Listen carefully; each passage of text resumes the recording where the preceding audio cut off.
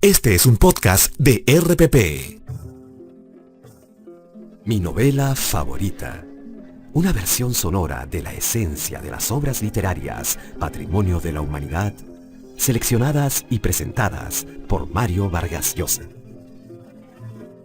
Les habla Mario Vargas Llosa. Hoy tenemos para ustedes una de mis novelas favoritas, Madame Bovary.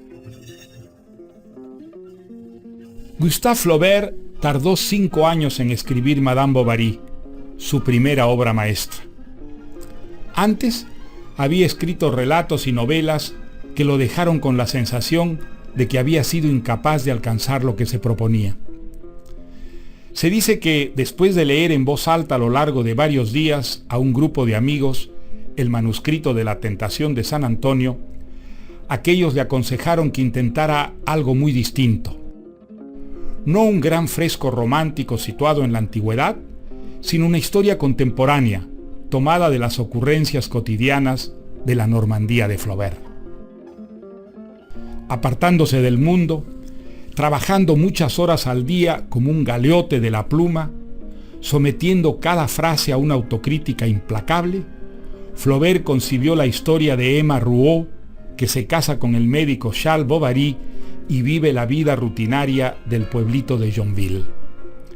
Pero el espíritu inquieto y fantasioso de Emma Bovary, atizado por las aventuras apasionantes de las novelitas de amor que lee, aspira a una vida distinta, de lujo, pasiones y excesos, algo que la joven intenta materializar enredándose en aventuras de las que saldrá cada vez más golpeada y humillada, defraudada siempre por el espíritu mezquino, la cobardía y el egoísmo de esos hombres a los que se entrega creyéndolos a la altura de sus sueños. Al final, Madame Bovary, derrotada una y otra vez por esa realidad sórdida, opta por el suicidio. Para muchos, Madame Bovary inaugura la novela moderna y sienta las bases de la gran revolución narrativa del siglo XX. Hasta Flaubert, la novela era considerada un género plebeyo, a diferencia de la poesía, donde la belleza del lenguaje alcanzaba su máxima expresión. Flaubert se empeñó en que la prosa narrativa tuviera también la excelencia artística de la poesía, y dio un método de trabajo según el cual una frase alcanzaba la perfección si pasaba la prueba musical, es decir, si al ser leída en voz alta, encantaba al oído. Si algo chirriaba en ella, el pensamiento era confuso o incorrecto, y por lo tanto la frase debía ser rehecha de principio a fin.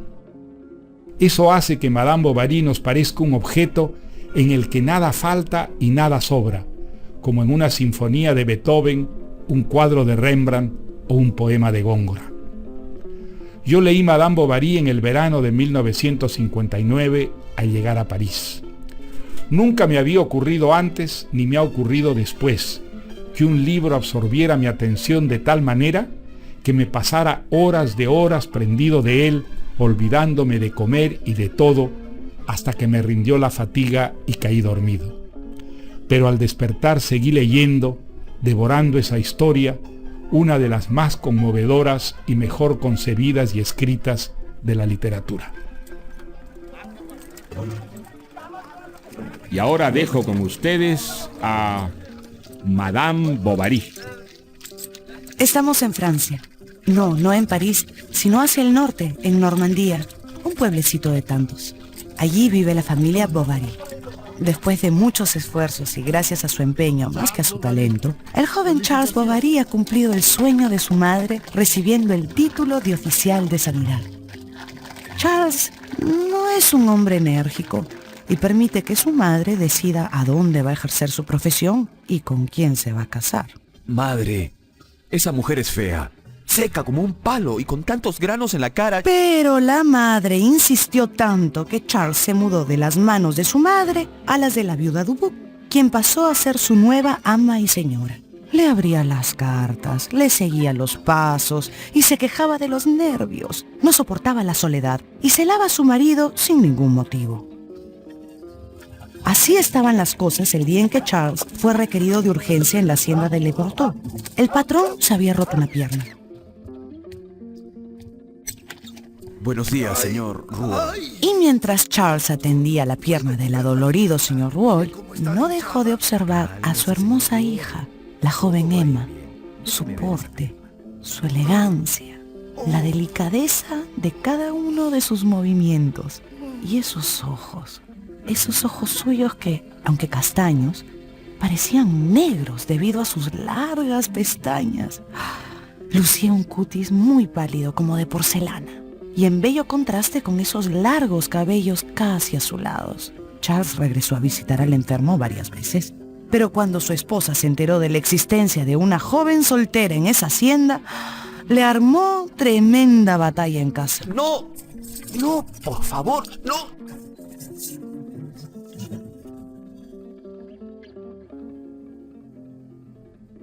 Al día siguiente, mientras Charles corría la cortina del dormitorio, su mujer suspiró y cayó al suelo.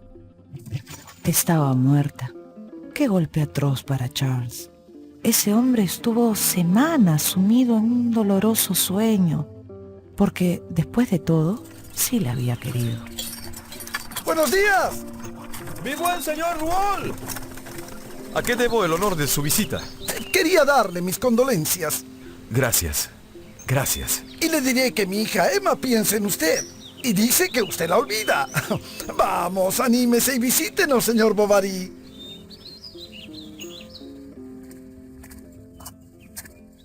Emma le abrió la puerta con una suave sonrisa. Pasearon por la hacienda, tomados del brazo. Luego la joven lo deleitó tocando al piano y después le sirvió un exquisito almuerzo. Así, para el momento en que Emma le sirvió el café, Charles se había olvidado para siempre a su difunta esposa. Es tan bella. Parece una parisina. ¿Y si me casara? Oh, si me casara otra vez.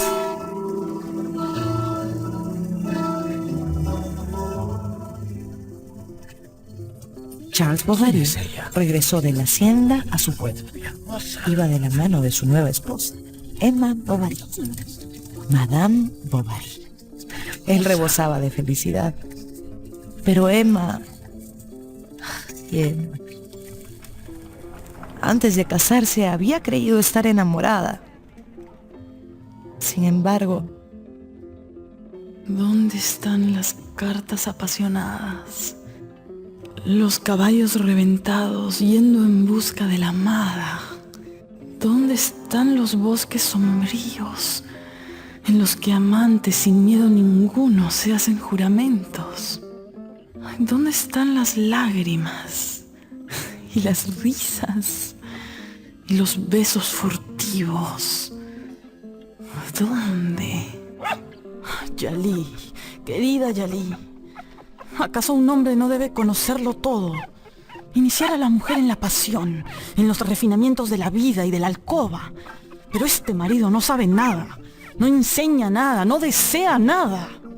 Y parecía que todo estaba consumado, que todo iba a seguir igual por siempre hasta que, a finales de septiembre, los Bovary fueron invitados al palacio de Beauvisage, a casa del marqués de Amberville, que era paciente de Charles.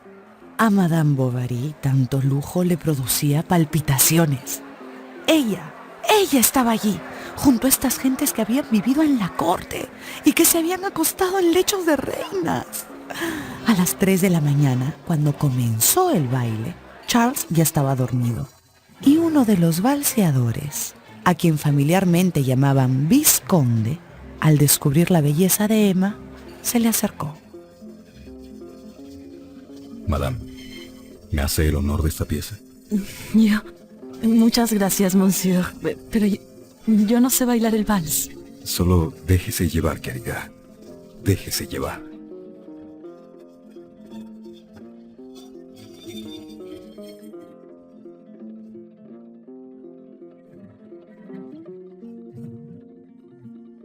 ¡Ah, Yalí! Nuestras piernas se entrecruzaban y yo podía sentir los latidos del corazón del vizconde sobre mi pecho. Madame, usted sí que sabe valsear.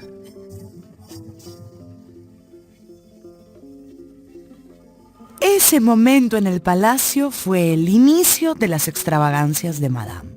Primero empleó una joven huérfana llamada Felicidad y la educó para que fuera su doncella. Escucha bien, querida. Nunca debes entrar a la habitación sin antes tocar a la puerta. Sí. Sí, madame. Esa es la manera correcta de contestar, Felicidad. Sí, madame. Pasado un tiempo, el recuerdo de aquel baile se fue esfumando, pero a Madame comenzó a irritarle su vida entera. Madame abandonó la música. ¿Para qué tocar? ¿Quién escucharía? Dejó en el armario las carpetas de dibujo y el bordado. ¿Para qué? ¿Para qué? La costura le irritaba. ¿Y los libros? Ya lo he leído todo. Madame se quejaba continuamente del pueblo de Tost, y Charles imaginó que la neurastenia de su esposa tenía su origen en alguna influencia local. Era necesario mudarse. ¿Pero a dónde? Se enteró de que había un pueblo llamado Yonville-l'Abbaye, cuyo médico acababa de marcharse. Emma comenzó a empacar inmediatamente. El pequeño pueblo de Yonville tiene un hermoso río que abastece las extensas tierras de cultivo. La iglesia está a la entrada de la plaza, rodeada por el pequeño cementerio abarrotado de sepulturas. También encontramos allí la posada, la alcaldía y el lugar más llamativo de todo Yonville, la farmacia del señor Homais. Y a este pueblo llegó el doctor Bovary con su bella esposa Emma. Homais, el farmacéutico, le ofreció sus respetos a la pareja. La señora estará un poco cansada, seguramente. Mucho gusto, madame. Doctor, soy León Dupuy, practicante del notario Guillamón. Encantada, monsieur. Se había acercado a darles la bienvenida un joven con aspecto de serio y recatado, pero muy apuesto. La simpatía entre Emma y el practicante fue instantánea y se afianzó en la cena de bienvenida a los Bovary. Se lo advierto, señor Bovary. Aquí todavía Allí, mientras el farmacéutico Homais ponía al corriente a Charles de las dificultades que encontraría en su profesión, Emma y León descubrían sus comunes intereses. Espectáculos, títulos de novelas, bailes nuevos. Nunca, hasta entonces, León había hablado durante 2 horas seguidas con una mujer. Él era por lo general tímido y la gente de Yonville apreciaba la corrección de sus modales. Sin embargo, León Dupuy se consideraba indigno de vivir en aquel pueblo. Sus mujeres eran aburridas y de conversación limitada.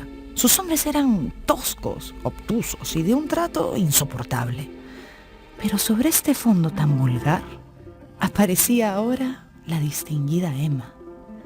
Nuestro querido León se había enamorado.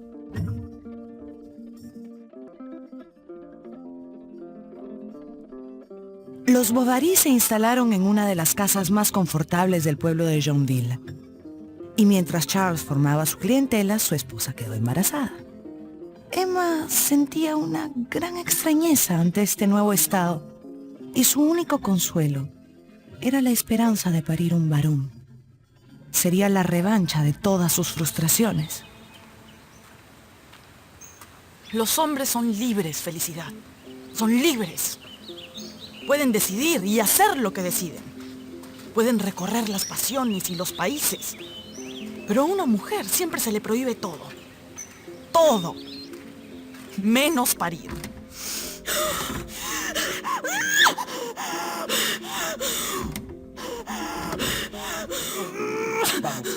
Madame empezó la labor de parto un domingo en la tarde.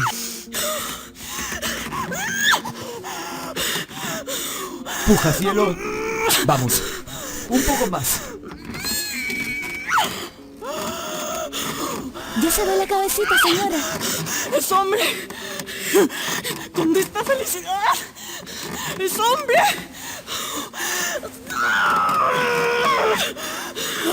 Dime que es hombre. ¡Ya está! Eso es. Por Dios que sea hombre. ¡Es hombre! Es una hermosa niña.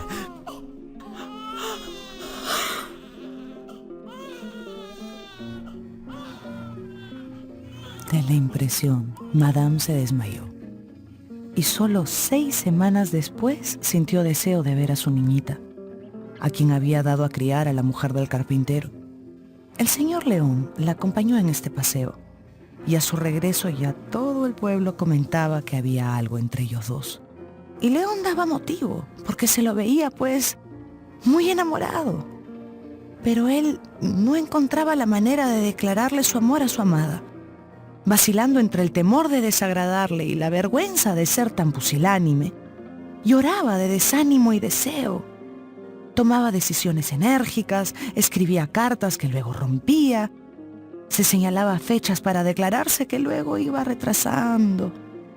Y toda resolución desaparecía cuando llegaba a estar en presencia de Emma.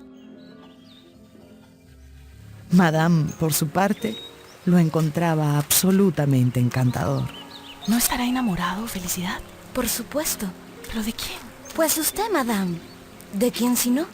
¿Qué dices, Felicidad? ¿Acaso no ha notado cómo la mira? Y sus constantes visitas, sus atenciones. ¿Cómo se sonroja cuando usted le dice algo cariñoso? Es cierto. Cierto. Está enamorado de mí. El corazón de Madame dio un vuelco.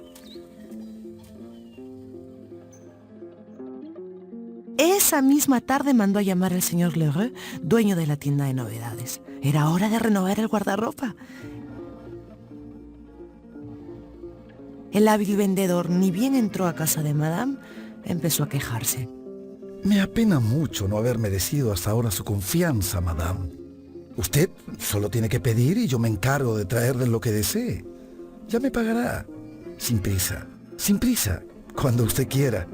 Con las señoras siempre me he entendido. Siempre. Con todas menos con la mía, claro está. Se había iniciado una peligrosa relación comercial, pero Madame todavía no era consciente de eso. Su atención estaba puesta en el señor Léon Dupuy. Ahora, Emma fingía frialdad y distancia. Y él se desesperaba. Pobre chico, pensaba ella. ¿En qué la habré disgustado? Se preguntaba él. Y al verla actuar como la perfecta esposa y ama de casa, Madame Bovary le pareció tan virtuosa y tan inaccesible que abandonó toda esperanza. Pero la verdad era otra. La recatada Emma ocultaba su propio tormento. Estaba enamorada de León. Usted lo está alejando demasiado.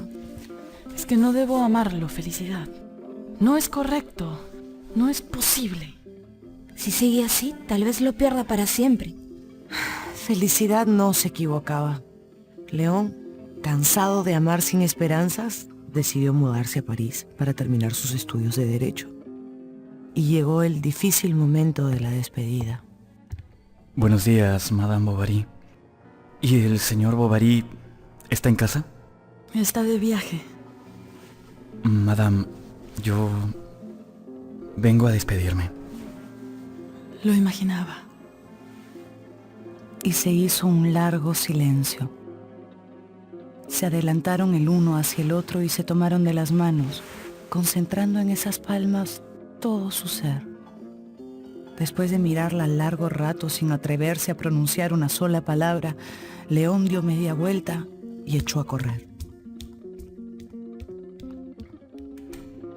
El día siguiente fue para Emma un día fúnebre. Se había ido el único encanto de su vida, la única esperanza de un mendrugo de felicidad. Y se maldijo por no haber amado a León como su alma y su cuerpo se lo reclamaban. Se llenó de rabia, de odio a sí misma y a todo. Pasó días, meses en cama, enferma. Pero un buen día, un hombre muy rico llamado Rodolphe Boulanger compró un castillo y unas fincas cerca de Yonville. Y apenas el codiciado soltero tuvo oportunidad de echarle una buena mirada a la mujer del médico, pues quedó cautivado. Es muy guapa. ¿De dónde diablos la habrá sacado ese medicucho? Ella está cansada de él. Mientras el marido visita enfermos, ella se aburre. Pobre mujercita. Sueña con el amor. Con 3 palabras galantes, no hay más que buscar la ocasión. Y la ocasión se dio en el famoso festival de Yonville. Levantaron una tienda para el gran banquete. Colgaron banderas tricolores de las ventanas y el estrado fue cubierto de flores y farolillos. De los 2 extremos del pueblo llegaba la muchedumbre a la calle principal. Rodolfo encontró sola a Madame Bovary y aprovechó para tomarla del brazo y acompañarla al estrado. Señores, permítanme, antes de dar inicio a estos festejos, Hermosas margaritas la del estrado, ¿verdad? Muchas enamoradas podrán adivinar su suerte. ¿Y si yo tomara alguna? ¿Está usted enamorado? ¿Quién sabe? Además, cuando se vive en el campo... Es perder el tiempo enamorarse. Entonces Rodolfo, dando en el clavo, habló de la mediocridad provinciana, de las vidas que se ahogaban, de las ilusiones que se perdían. Me parece, sin embargo, que usted no tiene de qué quejarse. Es usted hombre y por eso es libre. Y además, usted es rico. Tonterías. Pero no deberían verla usted conversando conmigo. Con mi mala fama... No, usted se calumnia a sí mismo. Pero es cierto, tengo una pésima fama. Es que juzgan mal a esta alma atormentada solo porque se precipita en toda clase de fantasías, de locuras, porque está siempre en busca de la felicidad. Nosotras las mujeres ni siquiera tenemos la posibilidad de buscarla. Triste privilegio de aquellos hombres que la encuentran. ¿La encuentran alguna vez? Sí, cuando encuentran el amor. Y con estas palabras Rodolfo posó su mano sobre la de él. Pero ella retiró la suya rápidamente. ¿Dónde encontrar, en efecto, más patriotismo que en el campo, más entrega a la causa pública? Y dale, los deberes, los deberes. ¿Qué demonios? El deber es atreverse a sentir lo sublime, a amar lo bello, a no aceptar los convencionalismos de la sociedad. Y Rodolfo pasó a hablarle de las afinidades, explicándole cómo las atracciones irresistibles tenían su origen en alguna existencia anterior. Por ejemplo, nosotros, ¿por qué nos hemos conocido? ¿Qué azar lo ha querido? Esta vez, cuando Rodolfo le tomó la mano, Madame no la retiró.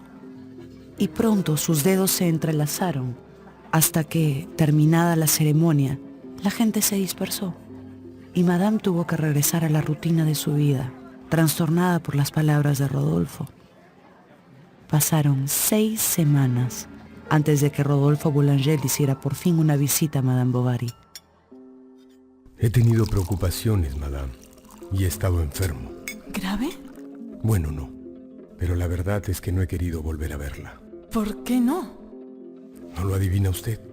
Madame Bovary. Todo el mundo la llama de esa forma, pero ese no es su nombre, es el nombre de otro. Y repitió. De otro. ¿Qué dice usted, señor? Debo confesarle que pienso en usted continuamente. Perdón, no debí. Bien, la dejo. Me iré tan lejos que no volverá a escuchar de mí. Y sin embargo hoy, no sé qué fuerza me ha empujado hacia usted. Pero no se lucha contra el cielo. Uno no puede ni debe resistirse a la sonrisa de los ángeles. Qué bueno es usted. No, es que la amo. Eso es todo. La amo. ¿Usted lo duda? Dígamelo. Una palabra, una sola palabra y me marcho para siempre. Pero en ese momento entró el marido. Entonces Rodolfo aprovechó para sugerirle al buenote de Bovary lo beneficioso que sería para la salud de Madame salir a montar caballo. Él mismo se ofrecía a prestar el animal y acompañarla. Con la aprobación del médico salieron a caballo Rodolfo y Emma y se apearon junto al río. Allí, pues los cumplidos del señor Boulanger fueron volviéndose más atrevidos. La deseo, Emma. La deseo con locura. Por favor, cuide sus palabras, caballero. Me ofende. ¿Le ofende que la ame? Recuerde que soy casada. ¿Y qué? ¿Y qué? ¿Acaso no estamos hechos el uno para el otro? Pues no. No. Eso es imposible. Vamos. No me diga que no siente lo mismo que yo. Hago mal. Soy una loca escuchándolo. ¿Por qué, Emma? No me prive de su amor, se lo ruego. Este encuentro estaba escrito en nuestros destinos. Venga, venga a mí. Soy suyo. Madame ya estaba rendida cuando el señor Rodolfo Boulanger la tomó entre sus brazos. Ella inclinó hacia atrás su blanco cuello, dilatado en un suspiro, y luego, casi desfallecida, deshecha en llanto y temblando de deseo, con un largo estremecimiento y tapándose la cara, se le entregó, por fin, junto al río.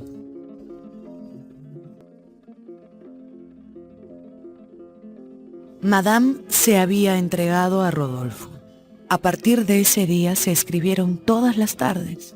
Luego comenzaron a atreverse a más. Madame fue a buscarlo al mismísimo palacio y Rodolfo visitaba a Emma, y mientras Charles dormía, los amantes se besaban en la terraza. Emma estaba obnubilada por el amor.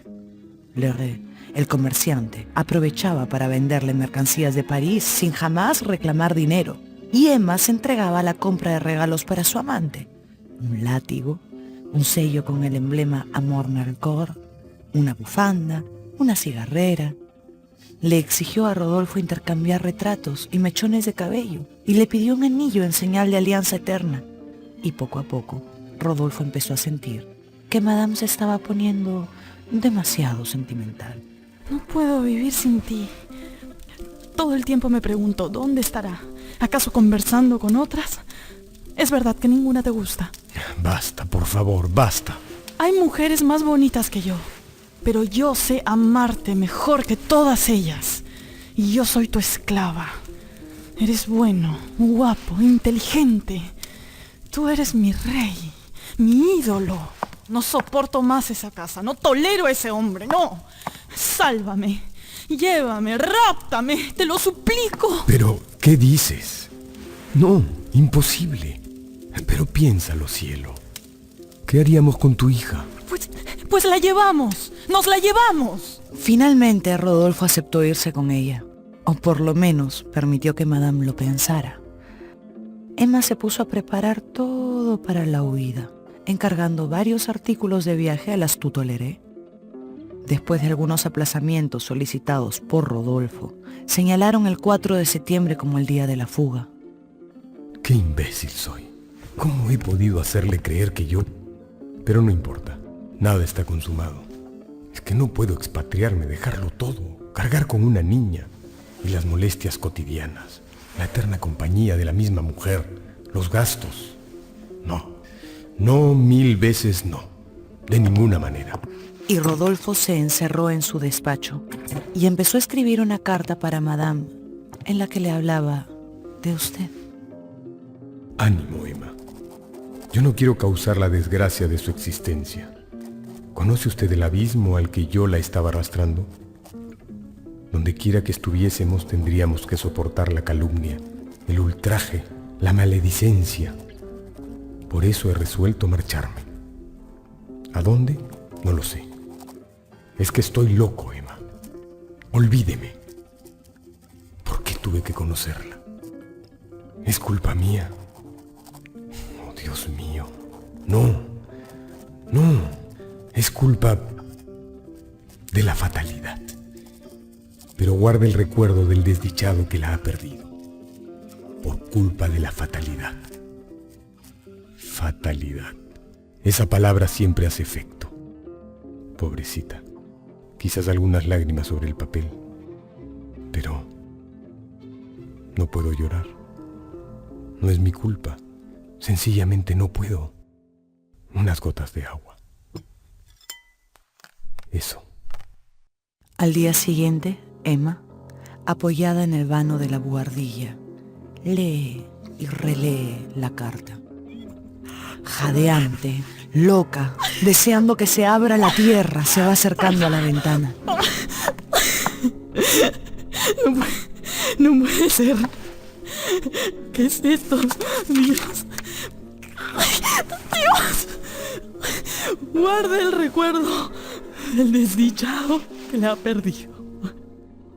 ¿Por qué? ¿Para qué? ¿Para qué seguir viviendo? Vamos.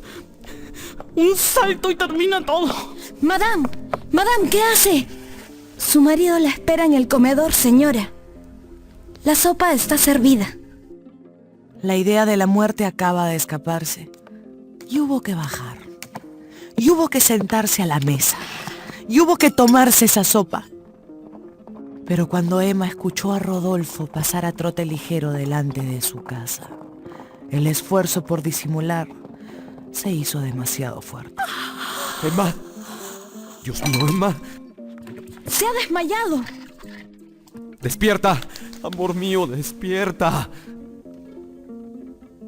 Durante 43 días Madame Bovary guardó cama y Charles no se apartó de su lado.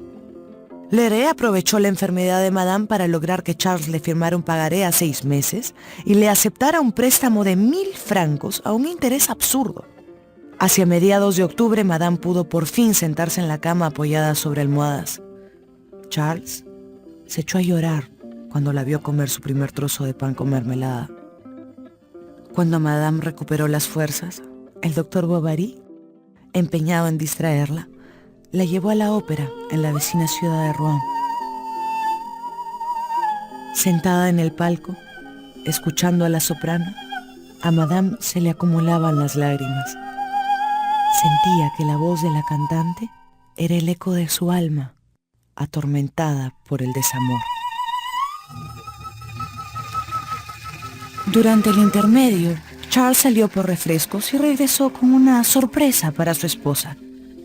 Era el señor León, y el antiguo practicante de Yonville entró a su palco. León, ahora convertido en abogado, ya no era el hombre tímido de antes. Ahora se sentía cómodo, seguro por anticipado de deslumbrar a la mujer de ese medicucho de pueblo. Emma sería suya esta vez, con toda seguridad. Y así logró convencer a Charles de dejar a Emma un día más en la ciudad para disfrutar de otro espectáculo teatral. El médico accedió y regresó solo a su pueblo. Y León fue a buscar a la solitaria Emma a su hotel. He pensado mucho en usted, porque yo a usted le he querido mucho, Emma. Siempre lo supe, León. ¿Quién nos impide volver a empezar? No diga eso. Será mejor que se marche, se hace tarde. Madame, permítame por compasión que vuelva a verla. Una vez, una sola vez. Yo no puedo, no debo. Mañana domingo a las 11 en la catedral. Déjeme verla una vez, una sola vez. Está usted loco. Váyase, por favor, váyase. Esa noche, Emma le escribió a León una larga carta dando por terminada su amistad y diciéndole que separarse para siempre sería por el bien de los dos. Y a la mañana siguiente llegó a la catedral. Madame estaba pálida y caminaba deprisa. Sin mirar al abogado, le puso la carta en la mano y entró a la iglesia. León se metió la carta al bolsillo sin leerla, como si supiera lo que decía. Emma estaba arrodillada, haciendo lo posible por elevar una plegaria, pero pensando constantemente en León. Él esperó cuanto pudo hasta que se le acercó, la tomó del brazo y la sacó casi a la fuerza de la iglesia. León, deténgase. Yo no debo... León, por favor. ¿Por qué no, madame? ¡Cochero! ¡Cochero! León subió a Emma a un coche y lo hizo partir apresurado. El señor no le dio al cochero un destino, solamente le dijo que se pusiera en marcha. Y durante horas, ese coche siguió en marcha, dando vueltas sin destino ni sentido, dando vueltas por toda la ciudad. Pero señor, ¿hasta cuándo vamos a seguir? Hasta que se le indique que se detenga. El cochero no comprendía qué furia impulsaba a aquella pareja a no querer detenerse. Las gentes, al ver pasar una y otra vez la carroza con las cortinillas más cerradas que un sepulcro, quedaban sinceramente pasmadas. Muchos afirman que vieron la carroza pasar 4 veces por San Paul, 8 veces delante de San Román, una decena de veces por la aduana y que dieron muchas vueltas al cementerio. A eso de las 2 de la tarde, por entre las cortinillas del coche, apareció una mano de mujer que arrojó al viento una carta hecha pedazos. Y solo a las 6 de la tarde, La carroza por fin se detuvo en una callejuela y de ella descendió una mujer cubierta por un velo, que echó a andar calle arriba sin volver la vista atrás. De regreso en Yonville, Madame Bovary buscó y encontró la excusa perfecta para viajar a Rouen todas las semanas.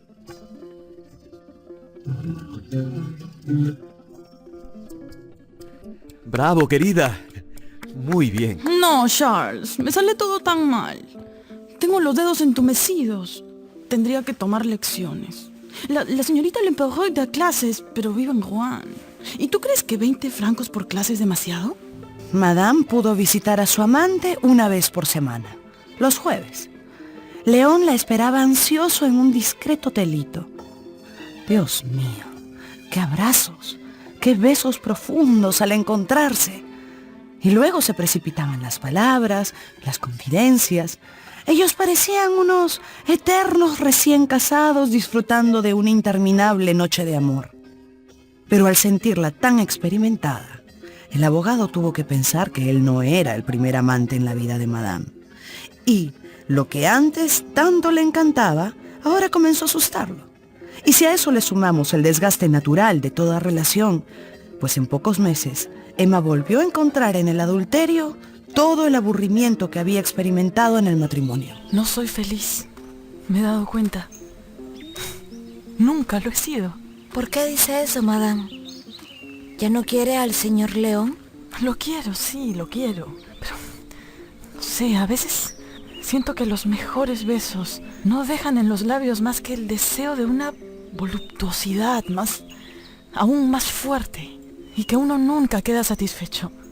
De nada. Y en estas divagaciones andaba absorbida mientras gastaba en todo tipo de excentricidades.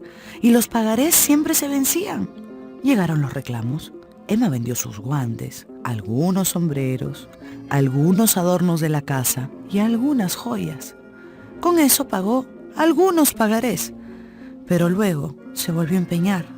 Hasta que un día, al volver a casa, un día jueves, pues encontró a Felicidad, la sirvienta, muy alterada. Señora, le llegó este papel. En virtud de traslado en forma ejecutoria de una sentencia requiriendo en nombre del rey, la ley y la justicia a Madame Bovary en un plazo... ¿Qué?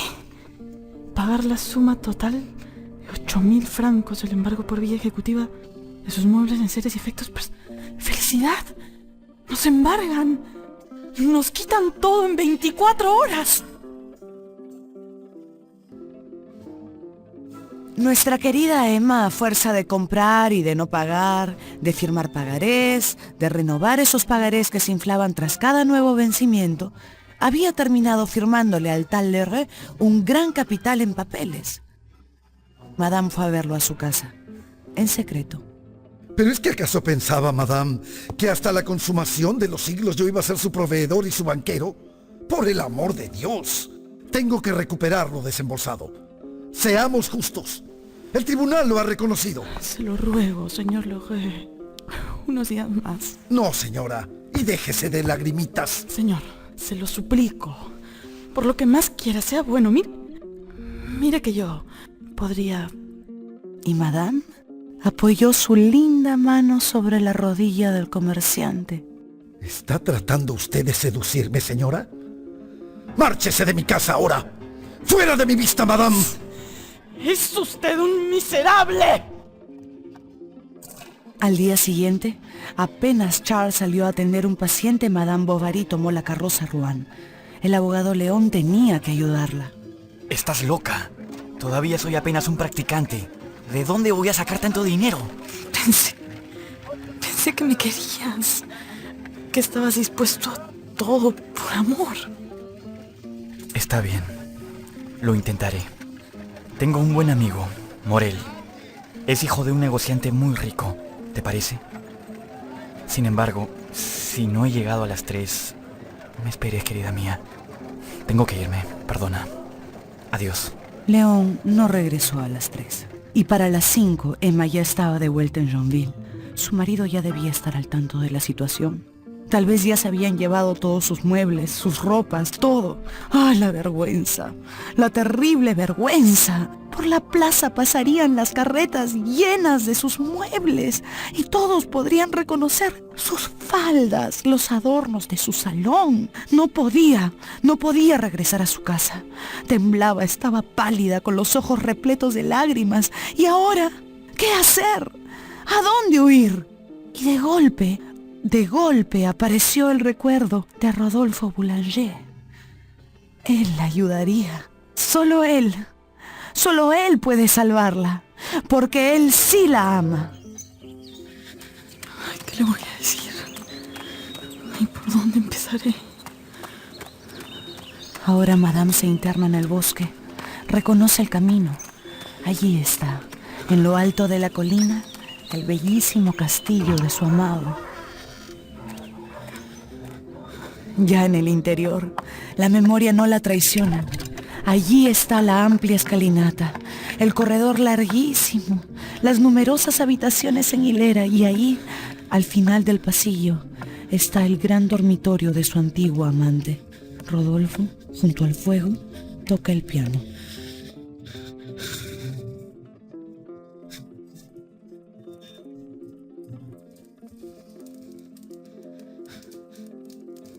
¿Emma?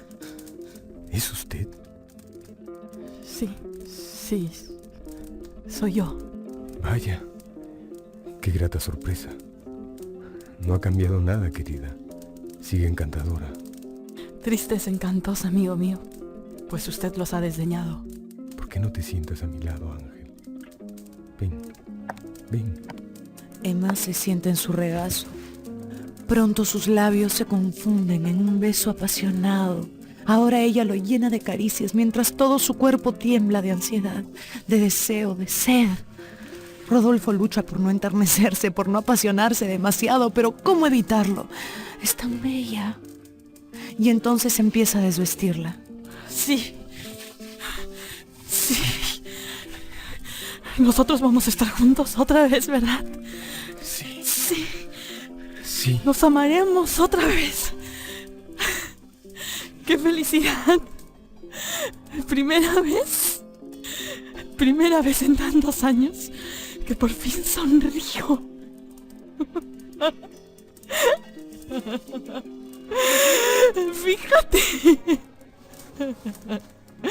Fíjate cómo me río.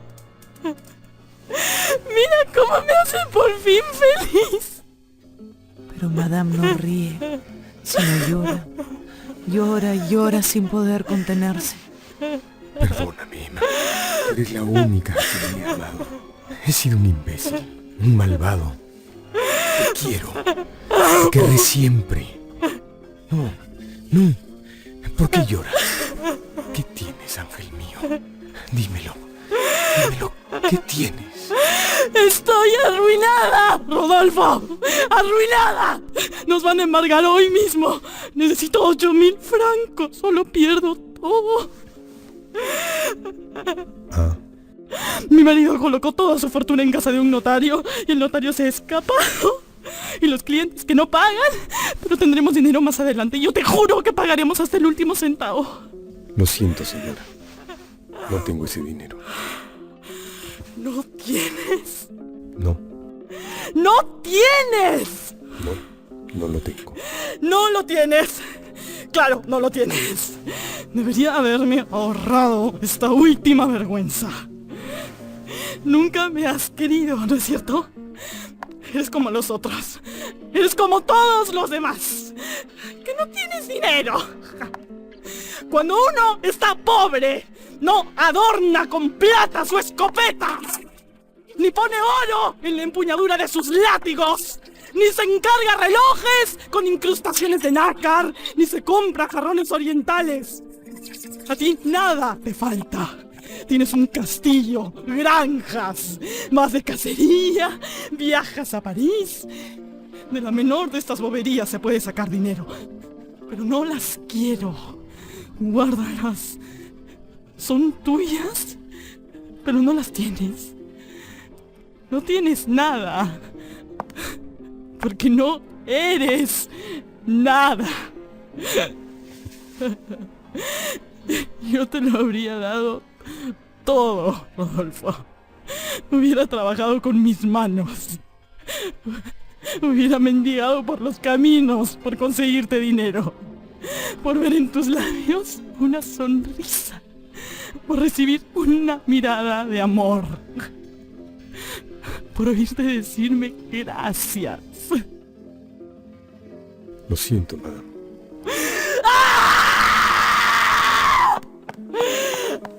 Emma huye del castillo. Se topa con la maleza y cae. Se levanta, vuelve a correr y a caer y a correr hasta quedar casi sin aliento. Sin más conciencia que los latidos de su corazón. Presa de un ataque de locura, Emma Bovary ya no sufre por el dinero, por el embargo, por la vergüenza. Sufre porque su corazón ya no puede resistir más decepciones. Ya empieza a caer la noche, cuando Madame llega jadeante a la plaza del pueblo. Camina a la farmacia del señor Homais. Por la ventana observa a Justino, el joven ayudante del boticario. ¡Justino! ¡Justino! ¡Abre! ¿Pasa algo, madame? Mi casa está infestada de ratas. No puedo dormir. Necesito... Dame la llave del laboratorio, por favor. Voy a avisar al señor Homais, madame. ¡No! No debes molestarlo durante la cena. Mañana arreglo con él. ¡Vamos! No me mires así, dame la llave. Y Madame entra al laboratorio. Tratando de contener la ansiedad, camina entre los estantes hasta encontrar un gran frasco de vidrio azul. Arsénico. Arsénico.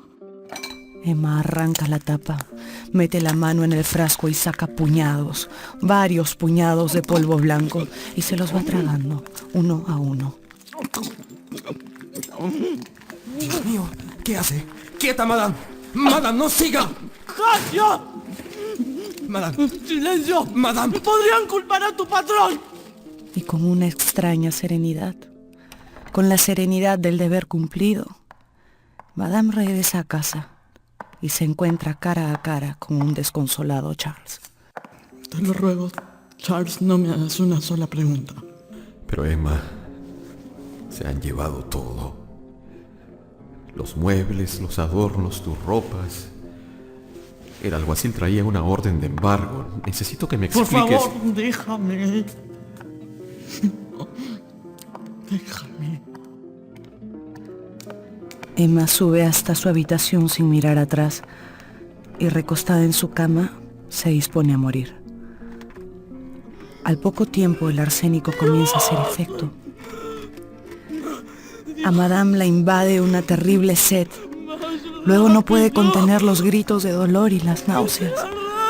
Charles, alarmado, ingresa a la habitación. El terror se apodera del médico al ver a su esposa sufriendo esos espasmos, con los ojos inyectados y una tonalidad verdosa en la piel. ¡Por mío! ¿Qué has hecho?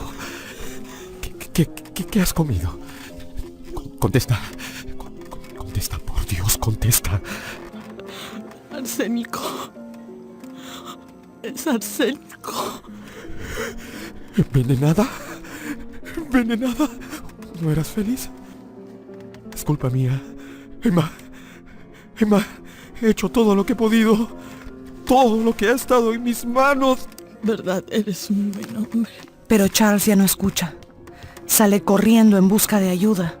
Mientras tanto, Emma pide a Felicidad que le traiga a su hija. Entre sollozos se despide de la asustada criatura que ve a su madre como la encarnación de un fantasma.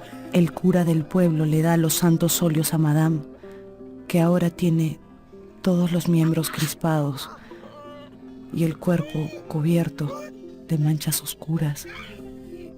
El pulso se le escapa como una cuerda de arpa a punto de romperse. Luego jadea rápidamente. La lengua entera se le sale por completo fuera de la boca. Sus ojos giran, mientras una tremenda aceleración de sus pulmones agita sus costillas que la sacuden furiosamente. Y de pronto, el silencio.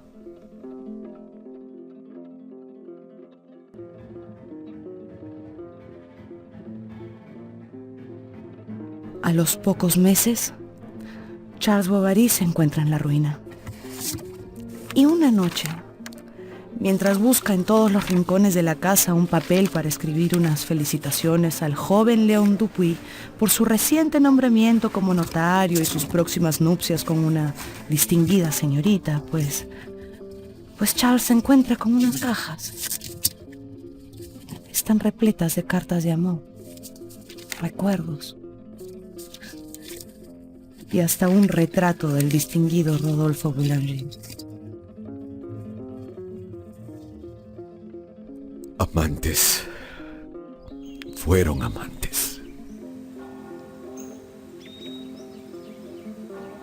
Al día siguiente, Charles pasa todo el día sentado en un banco de su terraza.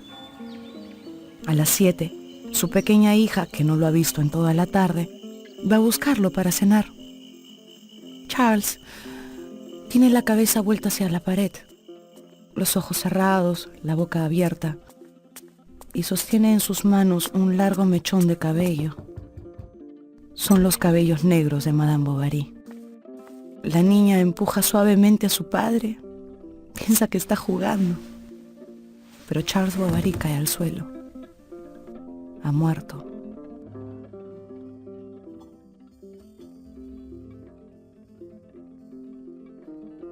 Charles fue la última víctima del deseo imposible de Madame Bovary. El deseo de vivir muchas vidas, de ser muchas mujeres, de no estar obligada a detenerse ante los límites de la realidad. Es un deseo que tenemos todos. Madame Bovary tuvo el valor o la temeridad de intentar cumplirlo. Y nosotros, al escuchar esta historia, hemos hecho lo mismo.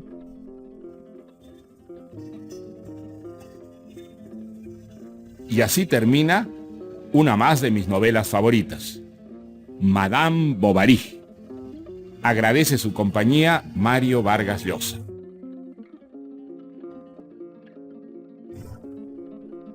Mi novela favorita, la esencia de las más grandes obras literarias de la humanidad, seleccionadas y presentadas por Mario Vargas Llosa. Con Karen Spano, Wendy Vázquez, Javier Valdés y Bruno Odar. Adaptación de Mariana Silva Irigoyen. Dirección general, Alonso Alegría. Es una producción de Grupo RPP del Perú. Escucha más capítulos como este y otros podcasts en RPP, sección podcast.